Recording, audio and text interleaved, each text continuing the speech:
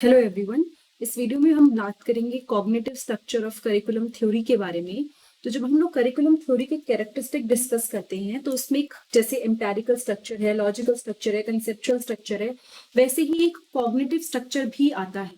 जो cognitive structure होता है करिकुलम थ्योरी का, वो फोकस करता है किस चीज पे? Understanding how learners acquire knowledge and develop their cognitive abilities. नाम से ही पता चल रहा है, if it is saying cognitive, है ना, तो मतलब कि ये बात करता है कि कैसे जो लर्नर्स हैं वो नॉलेज गेन करते हैं, स्किल्स एक्वायर करते हैं और अपनी कॉग्निटिव एबिलिटीज को इम्प्रूव करते हैं।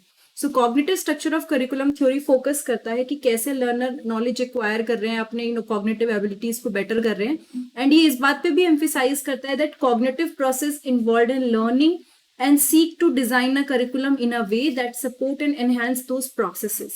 देखो, इसमें हम लोग डिस्कस करेंगे माइंड से रिलेटेड चीजें, हमारी नॉलेज गेन करने के तरीके से, मतलब हम किस तरह से नॉलेज गेन करते हैं, कैसे अपनी कॉग्निटिव एबिलिटीज को डेवलप करते हैं।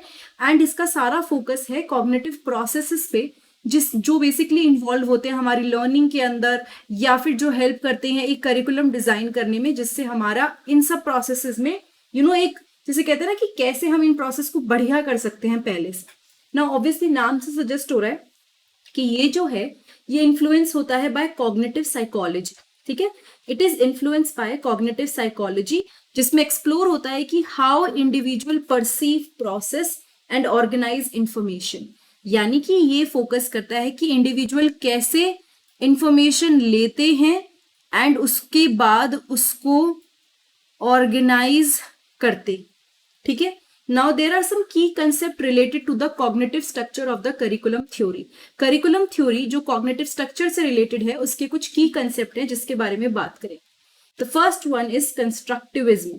ये जो थ्योरी है ये बताती है that learners actively construct knowledge and meaning through their experiences and interaction with the involved. ये क्या बताती है कि जो लर्नर होते हैं ना, वो एक्टिवली अपनी नॉलेज को कंस्ट्रक्ट करते हैं एंड मीनिंग किसके थ्रू?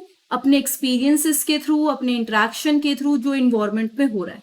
ठीक है, ये बताता है that curriculum should provide opportunities for students to engage in active learning.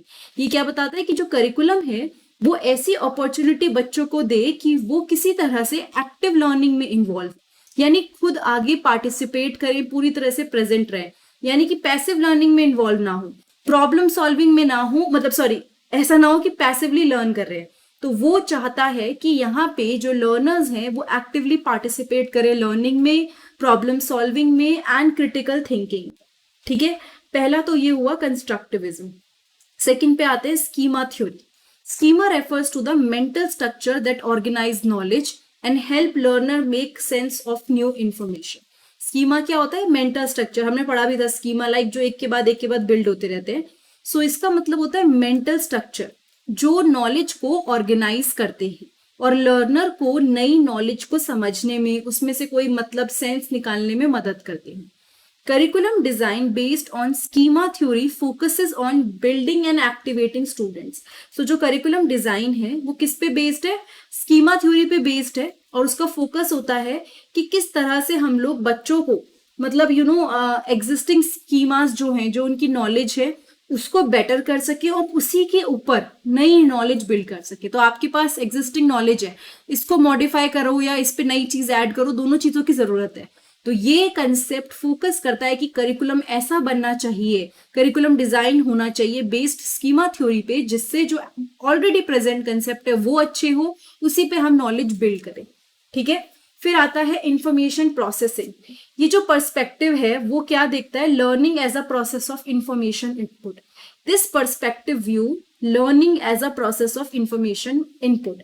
इस प्रोसेस में मतलब जो माइंड है वो किस पे है कि हम लर्निंग को देख रहे हैं एज अ प्रोसेस जिसमें इंफॉर्मेशन जा रही है, प्रोसेस हो रही है, स्टोरेज हो रही है, और जब जरूरत पड़ रही है तो उस इंफॉर्मेशन को हम लोग रिट्रीव कर पा रहे हैं, निकाल पा रहे हैं। करिकुलम डिजाइन जो बेस्ड होते हैं इंफॉर्मेशन प्रोसेसिंग थ्योरी पे, वो कई सारे फैक्टर्स को कंसिडर करते हैं, जैसे कि attention, perception, memory, problem solving strategies, ताकि हम लोग अपने लर्निंग एक्सपीरियंस को ऑप्टिमाइज कर सकें, बेटर कर सकें। ठीक है, तो पर्सपेक्टिव व्यू जो होता है learning as a process of information input, वो क्या करता है, प्रोसेसिंग, स्टोरेज, रिट्रीवल, ठीक है। एंड करिकुलम डिजाइन जो इस पे बेस्ड होता है वो क्या करता है, वो कई सारे फैक्टर्स को देखता है, जैसे कि attention, perception, memory, problem solving, इन सब चीजों पे फोकस करता है। Then comes metacognition. Metacognition refers to the awareness and understanding of one's own thinking process. Metacognition का मतलब है कि कैसे आप अवेयर हो अपने खुद के थिंकिंग प्रोसेस को लेके, आपको खुद कितनी अंडरस्टैंडिंग है खुद की सोच को लेके। करिकुलम जो इनकॉर्पोरेट करता है मेटाकॉग्निटिव स्ट्रैटेजीज को, वो एनकरेज करता है स्टूडेंट्स को कि वो अपनी लर्निंग पे ये चीजें दिखाएं, ठीक है। मतलब कि करिकुलम जो बेस्ड है मेटाकॉग्निटिव स्ट्रैटेजीज पे, उन्हें पता है कि अपनी लर्निंग को सोचें कि हमें कितना समझ में आया, उसके बारे में सोच विचार करना, गोल सेट करना, अपनी खुद की प्रोग्रेस को मॉनिटर करना, रेगुलेट करना अपनी खुद की लर्निंग स्ट्रैटेजीज को। So this all is related to metacognition, ठीक है।